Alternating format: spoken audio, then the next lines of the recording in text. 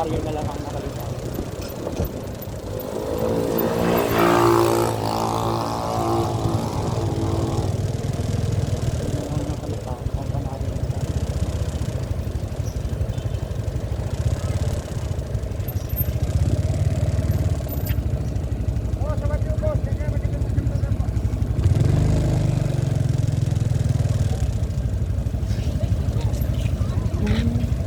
Pembahasan museum ng Pilipinas sa Museo the Philippines dito dito na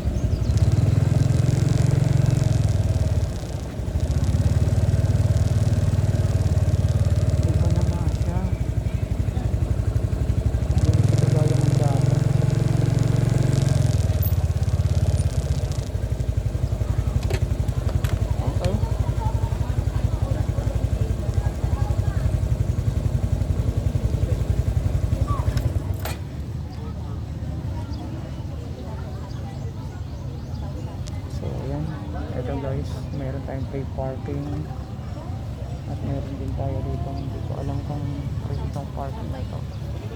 Nandito na yung I Love Cagsaw, binago na nila. Okay, ayun guys, ito yung I Love Cagsaw. So ito yung papuntang Cagsaw. So dito guys, papakita ko sa inyo yung loob ng Cagsaw. So yan guys, pasok tayo. Hindi ko alam kung saan ang entrance dito kasi bago na to eh.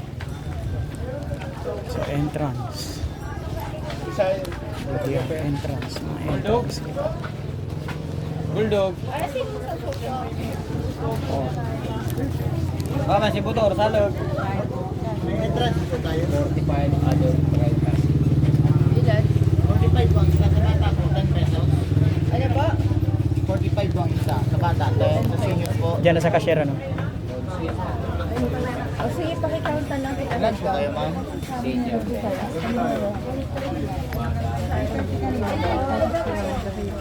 So magbabayad tayo ng entrance, 45 pesos.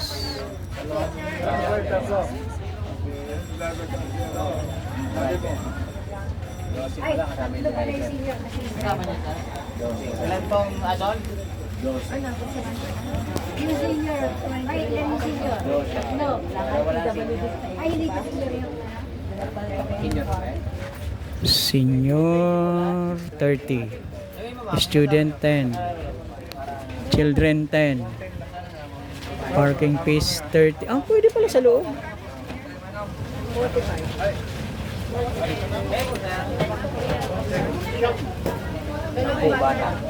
Di ba? Pwede pala sa loob.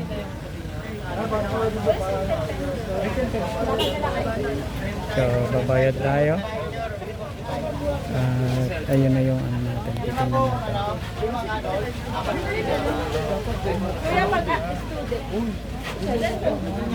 Isa lang. So,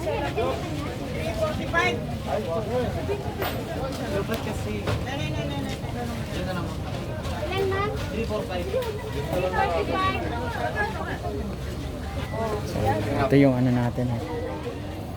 Ayan. So, ayan. Ito guys, yung Cagsaw Ruin. So, medyo modern na siya. Hindi katulad nung dati. Nung ano pa lang ako. Binata pa lang ako dito eh. Eto. Binata pa lang ako rito. Iba yan. Walang ganito oh. Walang hagdanan. Saka moderno na siya. Hindi na siya katulad nung dati. Moderno na. So ito historical siya, kaya pinupuntahan siya ng mga tao at ng mga turista. Ayan, tingnan nyo guys. Oh, ew. Iya. Ayan.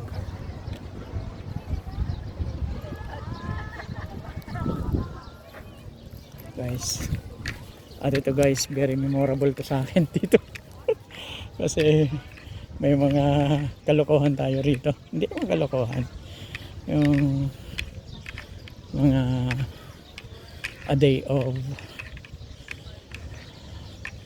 teenage days. Ito, ang ganda nito rito. Ito yung pinakasimbahan niya na gumuho. So yun, tinutuloy ko yung kwento ko. Ito yung kanyang natira, kampanaryo. Ito yung pinakabuong simbahan na ano guys, na gumuho. So gumuho siya sa katagalan at gumuho siya dahil doon sa lava. Syempre yung bubungan hindi naman hindi naman semento kundi yero. So ang tendency ang mangyayari, magigiba dahil mapupuno siya ng abo, mainit, magbabaga. Then yung lava tuloy-tuloy na dumaloy dyan sa ano na yan, sa ano ng simbahan. So ito kabuuan to ng simbahan. Ito ang kabuuan ng simbahan. Ayan, oh. Imagine that, di ba? Yan ang kabuuan ng simbahan. So kaya mga karabas, kung pupunta kayo rito, this is very historical. So ito yung wall ng simbahan. Ayan, oh. Yung wall. Tapos sa kabilangan, nilagyan na nila ng ano eh. Nilagyan na nila ng tawag nun, resort. Yan, ito yung ano ng simbahan, mga karabas. Ito yung wall niya. Ito yung pinaka wall niya. So dito inaano yung misa. Tingnan dyan, di ba? Kampanaryo. Tapos ito yung talagang parang pinakasimbahan niya. Ito ang kabuuan na to. Ang laki. So tapos yun, yung kaanohan na yung kaawangan, ano rin, yung parang I think park, kasi ito yung ano, ito yung wall niya, ayun yung ano, kampanaryo. Ayan. So ayun lang yung mayong volcano. So kung yun lang ang mayong volcano, dumaloy dito yung lava. So ibig sabihin napakaraming lava yun. Hindi basta-basta lava. So at meron din malalaking bato, look at that. Diba? Yan yung mga bato. Hindi na nila inalis. Ew. O diba? Tapos yun yung malaking bato. So ayan mga karabas, tinubuan na ng punong kahoy yung kampanaryo. See that? So ayan mga karabas.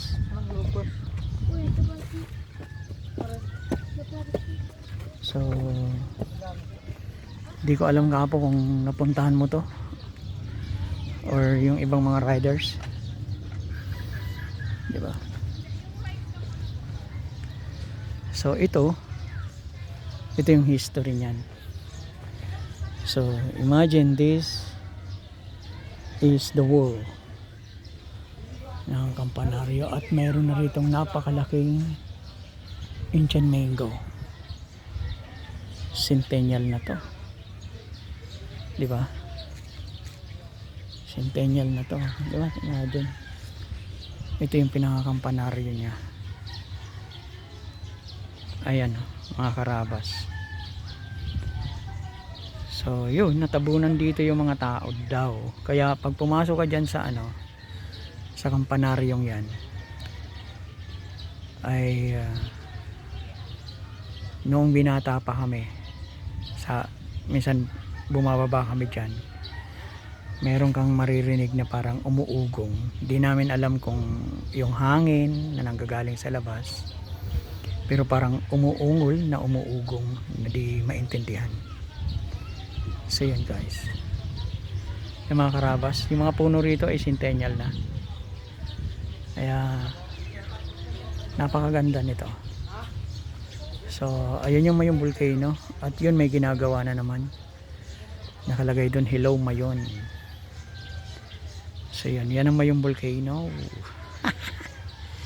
So dito tayo sa may malilim kasi doon napakainit. Nako po, Diyos ko, napakainit doon sa labas. Actually yung wife ko pinasyal ko na rin dito eh. Yan.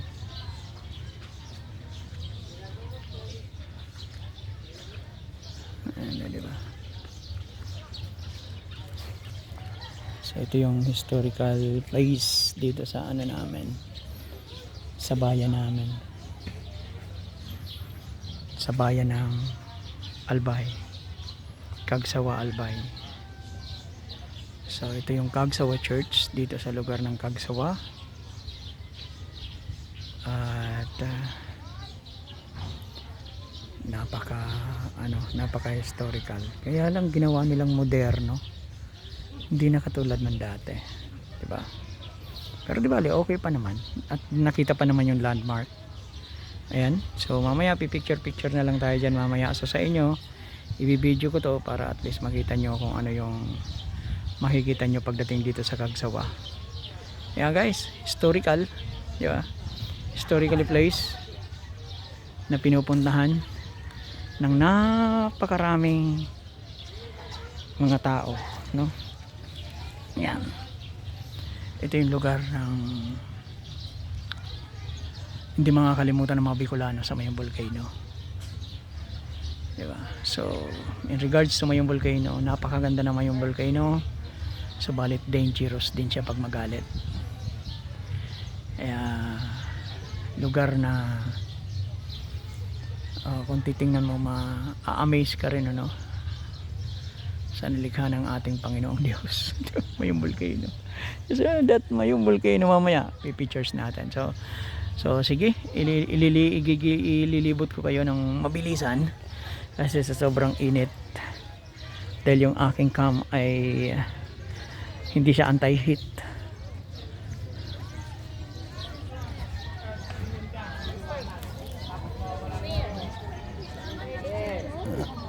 Ayan yung malalaking bato. Look at that.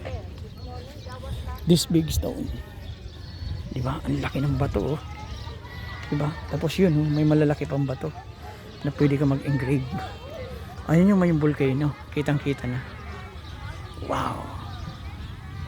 Excellent. Beautiful Mayon na malapit. Kitang kita yung ano. Kitang kita yung kanyang mga kanal-kanal. Napakaganda mo Mayon. Hindi ka nakakasawang tingnan.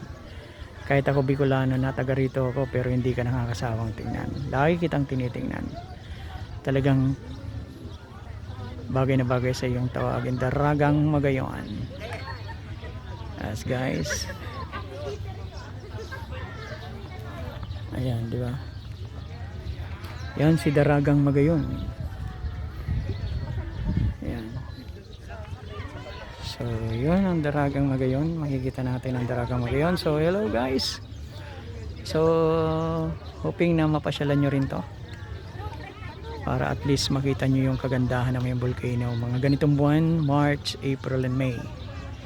Yun lagi nagpapakita si Mayong Volcano. Kasi uso rito yung Santa Cruzan. Uso rito yung Fiesta. Lagi maliwanag ang Mayong Volcano. Dito sa Bicol region, dito sa Albay. So, may grotto rin sila rito ang ginawa. Ayan o. Grotto. Para sa mga Katoliko. Of course. Ayan. So, yun. Lilipat tayo dun uli. Sa malilim. Doon na tayo mag-outro. Diba? Kasi nakaka-amaze, no? What an amazing Cagsawa ruins. At narito pa ako sa Albay, narito pa ako sa lugar ng Cagsawa. Actually, nung binata ako magpunta kami dyan, sa loob niyan may ahas. Kaya pinagbawal yan, nilagyan nila ng bakod. May ahas dyan eh. Napakalaking ahas. Siyempre, maninirahan na yun dyan. Kakulitan namin nun, hindi pa gaanong mahigpit nun. Siyempre mga taga rito kami, pwede kayong pumunta dyan. So yun, halos linggo-linggo or every month namamasyal kami rito magbubarkada. So kaya maraming kalokohan dito, maraming mga memories na ginawa namin mga magbubarkada itong lugar na to. So okay guys, at least naiano ko sa inyo, na-flex ko sa inyo to. So pasyal kayo rito, napakaganda po nito. Hindi ho kayo manghihinayang o hindi ho kayo magsisisi dahil napakaganda ng lugar. Ayan, so one more look from Cagsawa, Albay. We're in the Cagsawa ruin. Ayan, so ito yung kanilang kampanaryo at kanilang simbahan na nagiba. Ayan, papasok tayo rito sa isa sa mga pintuan, sa side ng pintuan ng simbahan.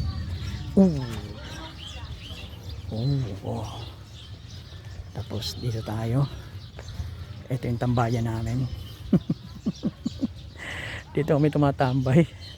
Tapos dyan minsan may nakikita kaming ahas dyan. Ayan, dito kami tumatambay, palayan na yan. So yun, ito tambayan namin. Kasi dito makikita mo rin yung talagang pagkagiba ng Mayon Volcano.